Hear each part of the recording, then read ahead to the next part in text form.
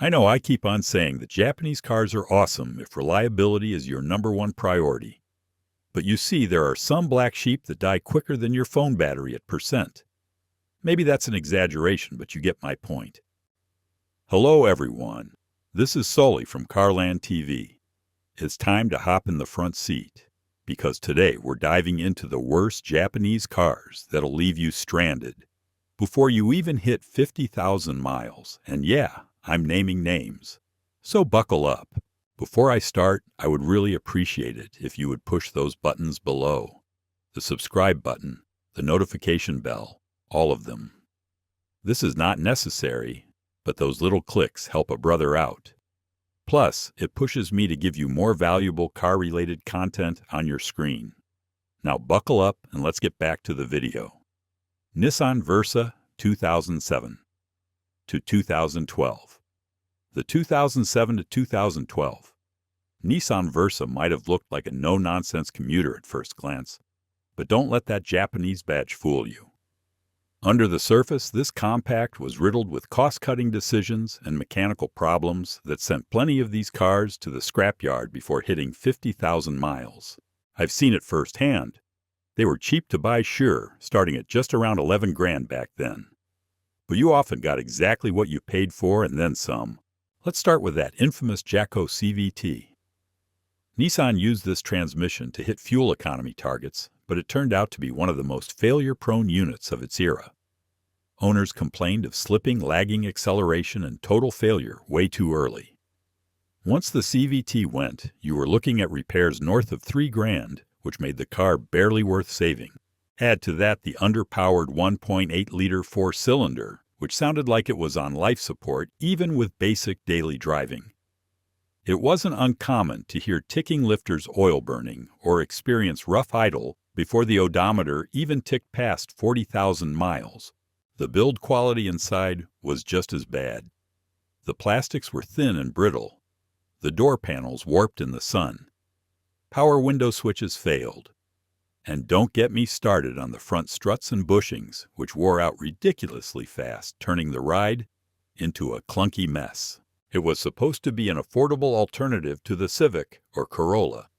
Instead, it turned into a cautionary tale. And if you think that's bad, wait until we talk about the next car on this list that took overpromise and under-delivered to a whole new level. Subaru Impreza, 2008 to 2011. I've always respected Subaru for its rally-bred roots and bulletproof all-wheel drive, but the 2008 to 2011 Impreza is where that reputation took a serious hit.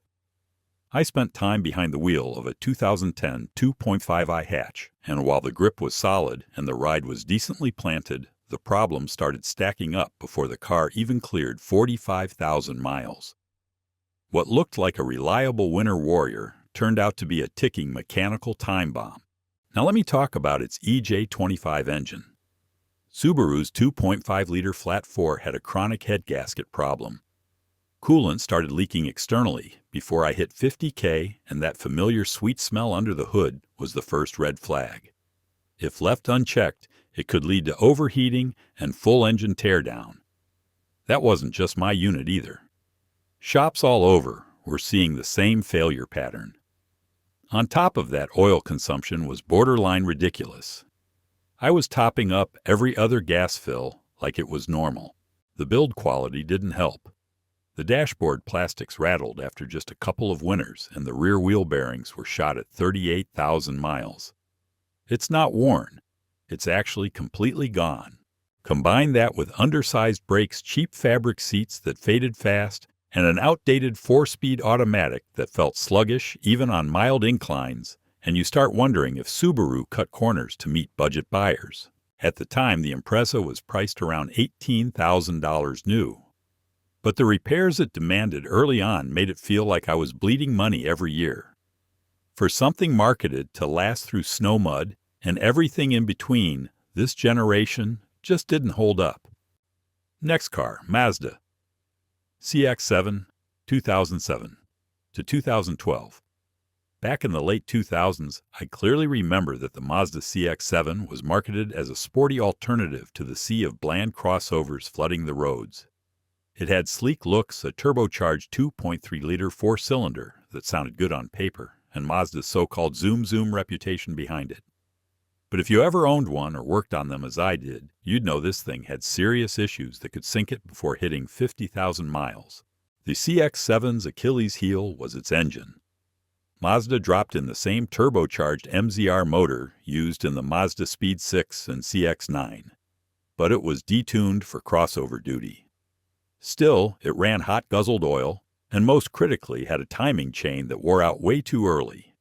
I've seen chains stretch before 45,000 miles, throwing off timing and triggering catastrophic engine damage if you weren't quick to catch it.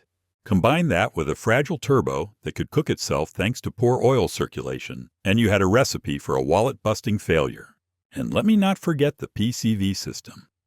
It couldn't handle the pressure, leading to oil blow-by gummed-up intake valves and sludge buildup that could choke the engine.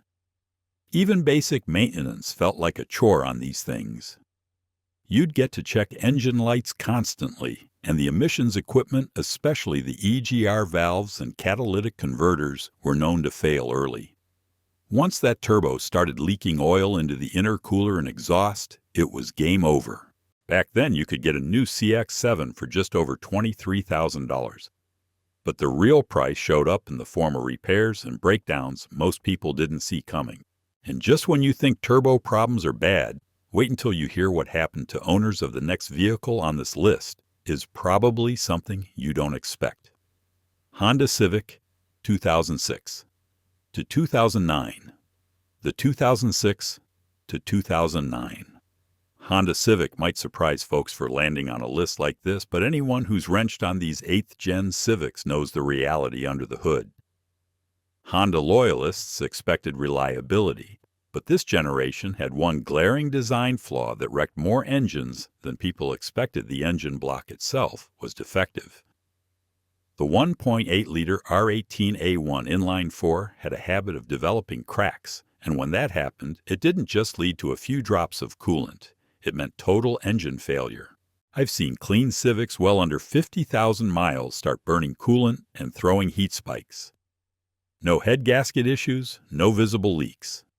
Just a cracked block bleeding internally and creeping toward full-blown overheating. Honda even issued a limited extended warranty on this, but it didn't cover everyone, and those outside the window were stuck with a $3,000 to $5,000 engine replacement bill. That's a hard pill to swallow on a car that originally cost around $17,000 to $22,000. The automatic transmissions weren't bulletproof either. Some base models experienced harsh shifts and torque converter issues earlier than they should have. Add that to weak motor mounts, fading interior plastics, and premature suspension wear, and it starts to paint a different picture of a car many once thought was rock solid. Now, not every 2006 to 2009 Civic will blow up before 50,000 miles, but the risk is real, and when that aluminum block starts cracking, there's no patching it. Just a full teardown or a swap. Of course, these cars are just the exceptions. Overall, Japanese cars are still arguably the best when it comes to reliability. I mean, take a look at the next cars I'll show you. Toyota Land Cruiser. I've ridden in Land Cruisers in places where the roads were nothing more than rocks and goat trails. I've seen these things in the Middle East, Africa, and the backwoods of Alaska, and not once did they flinch. The Toyota Land Cruiser has earned its stripes worldwide because it was engineered not just to perform, but to endure. Toyota didn't build this SUV for weekend errands. They built it for war zones, deserts, jungle expeditions, and decades of use with minimal drama. Take the older 100 and 200 series models. The 4.7-liter and later 5.7-liter V8s are known to last well past 300,000 miles without breaking a sweat. These aren't flashy engines, but they're stout, overbuilt, and easy to service.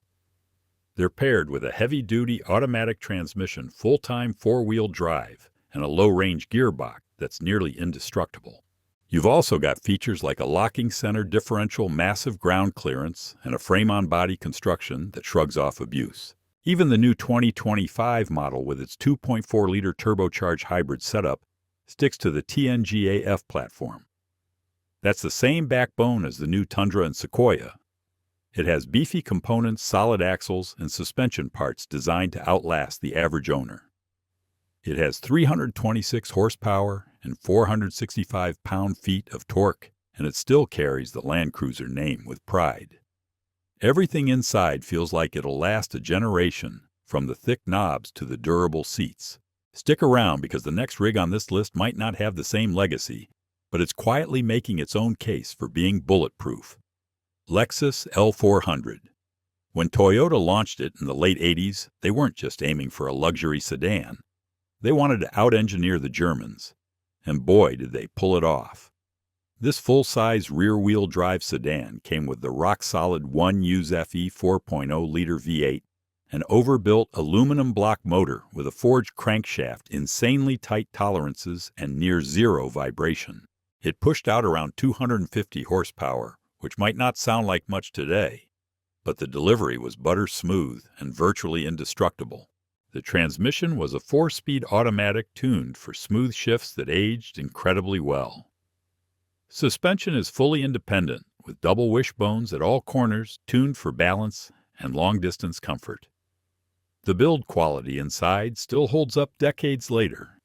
It has soft leather real wood trim, damp switchgear, and a cabin so quiet it puts some modern cars to shame. One of the reasons these things don't die is how easy they are to maintain. No finicky electronics, no weak links in the powertrain. Keep up with oil changes, timing belt service, and basic wear parts, and it'll keep going well past 300,000 miles. And unlike many luxury cars from the era, the LS400 doesn't nickel and dime you with constant repairs. Stick around because the next car on this list might not wear a Lexus badge, but it shares that same bomb-proof DNA. Honda Accord. You don't buy a Honda Accord to turn heads. You buy it because you want a car that just won't quit. It's something that runs clean, cheap, and straight, even after the miles rack up. I've spent enough time wrenching under the hood and behind the wheel of these things to say one thing confidently: the Accord might just be the cockroach of the car world. You can't kill it. Start with the engines. Honda's 2.4-liter K24 and the J35 3.5-liter V6 are both workhorses.